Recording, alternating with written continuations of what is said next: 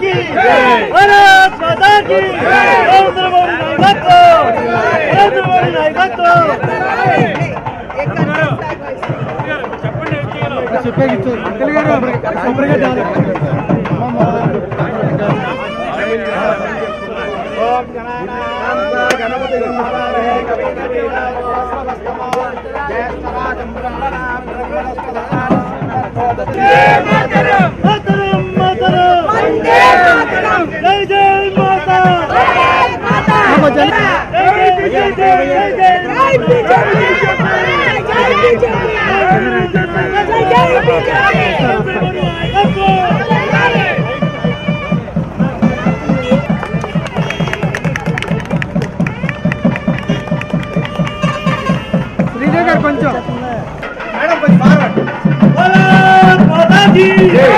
भारत माता की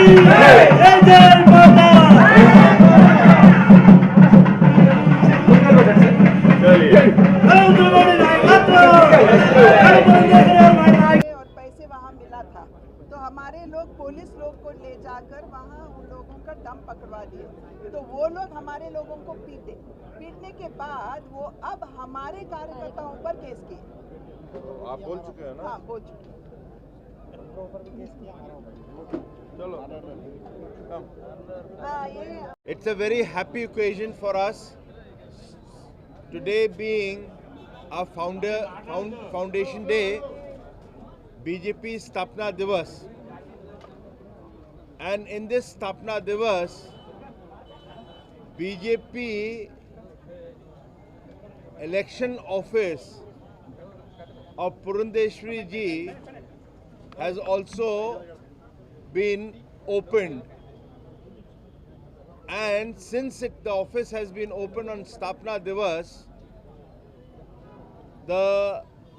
it is a message, being an auspicious day, that the BJP along with our partners, alliance partners, TDP and Jan Sena, we are here to establish her on Stapna Divas permanently as a member of parliament in the coming 2024 new parliament in Delhi. Also, it is a strong message from Delhi for the alliance partners and the workers and the people of Rajahmundry that you are not electing a member of parliament from Rajahmundry, but you are electing the future cabinet minister in Modi ji's government from Rajahmundry.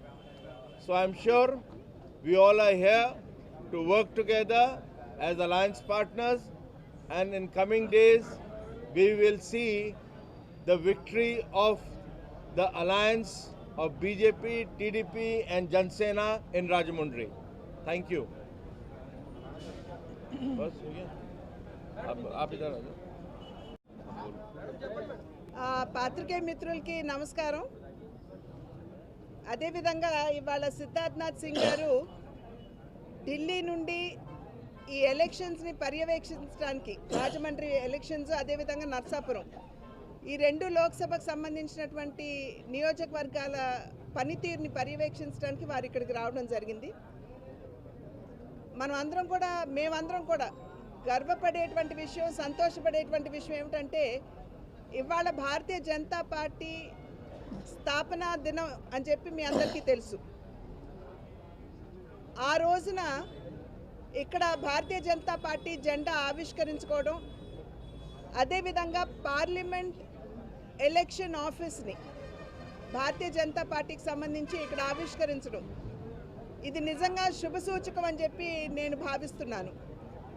ఇక్కడ ఉన్నటువంటి Bharatiya Janata party కార్యకర్తలందరూ, జిల్లాధ్యక్షులైనటువంటి దత్ గారు ఉన్నారు, మరి ఢిల్లీ నుండి వచ్చినటువంటి పెద్దలు సిద్ధార్థనాథ్ సింగ్ గారు, చంద్రశేఖర్ గారు ఉన్నారు, అదేవిధంగా ఇక్కడ ఉన్నటువంటి నాయకులందరూ కూడా భారతీయ జనతా పార్టీకి సంబంధించి, అదేవిధంగా జనసేన మరియు తెలుగుదేశంకి సంబంధించి కూడా ఇవాళ కూటమిగా ప్రజల ముందుకు వచ్చినటువంటి సందర్భంలో ఈ మూడు పార్టీలకి సంబంధించినటువంటి కార్యకర్తలందరూ కృతనిశ్చయంతో ఉన్నారని చెప్పి నేను గట్టిగా విశ్వసిస్తున్నటువంటి విషయం.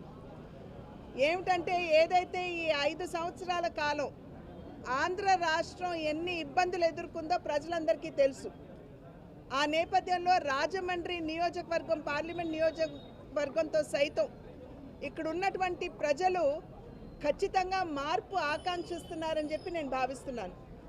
ఎందుకంటే 5 సంవత్సరాల కాలం చూసినట్లయితే ఇక్కడ ఎంపీ అభ్యర్థిని ఎన్నుకున్నప్పటికీ ఏవైతే ఇక్కడ ప్రజలు ఆకాంక్షించారో ఏ మేరకు ఇక్కడ అభివృద్ధి జరగాలని, ఏ మేరకు ఇక్కడ ప్రజలకి నిజమైనటువంటి సంక్షేమం అందజేయాలి అని చెప్పి ప్రజలు ఆకాంక్షించారో ఆ మేరకు ఇక్కడ అభివృద్ధి కావచ్చు, అదేవిధంగా నిజమైనటువంటి సంక్షేమం ప్రజలకి చేరవేయడం కావచ్చు జరగలేదు అనేటువంటి భావన ఇక్కడ ఉన్నటువంటి ప్రజల మనసుల్లో గట్టిగా ఉన్నటువంటి మాట.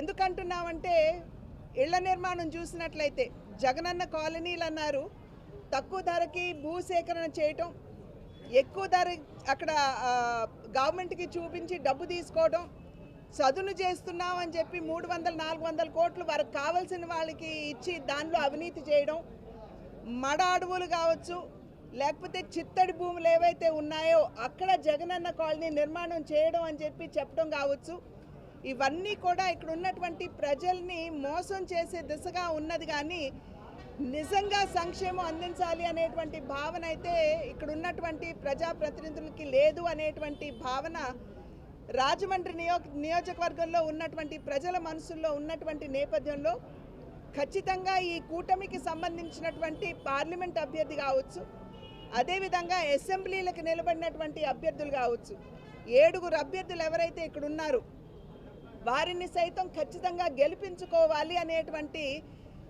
కృత సంకల్పంతో ప్రజలు ఇవాళ ముందుకు వచ్చి ఆశీర్వదించడానికి సన్నద్ధంగా ఉన్నారు అని చెప్పి నేనైతే గట్టిగా విశ్వసిస్తున్నటువంటి మాట.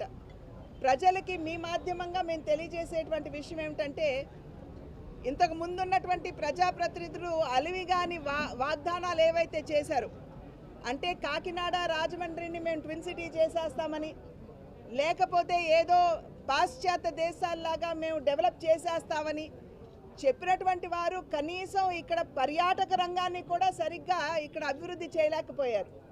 కానీ అలివిగాని వాగ్దానాలు చేసే దిశగా కాకుండా ఖచ్చితంగా రాజమండ్రి పార్లమెంట్ నియోజకవర్గ అభివృద్ధికి నేను కట్టుబడి ఉన్నాను.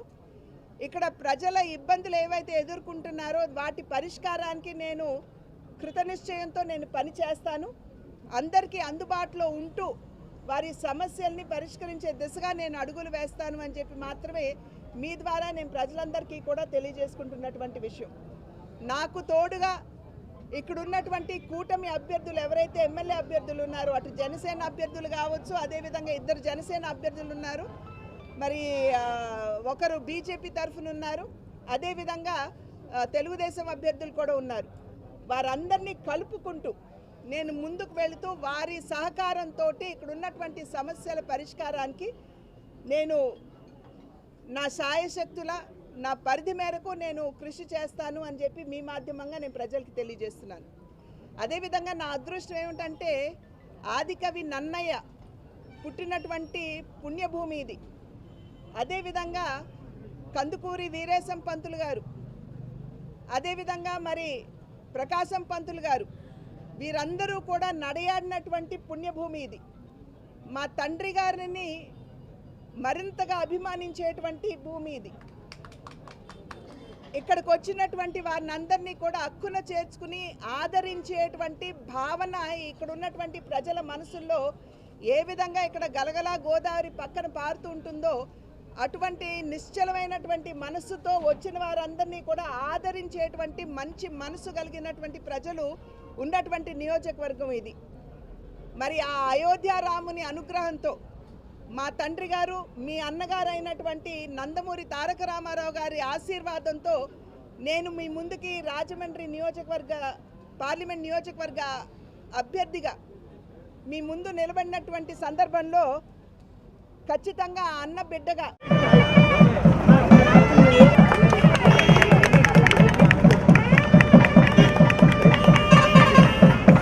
కొంచెం మేడం కొంచెం ఫార్వర్డ్.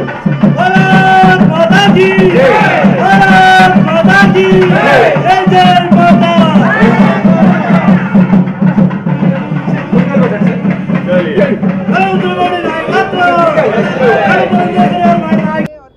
वहाँ मिला था, तो हमारे लोग पुलिस लोग को ले जाकर वहाँ उन लोगों का दम पकड़वा दिए। तो वो लोग हमारे लोगों को पीटने के बाद वो अब हमारे कार्यकर्ताओं पर केस किए। आप बोल चुके हैं ना? हाँ, बोल चुके। चलो कम हाँ, ये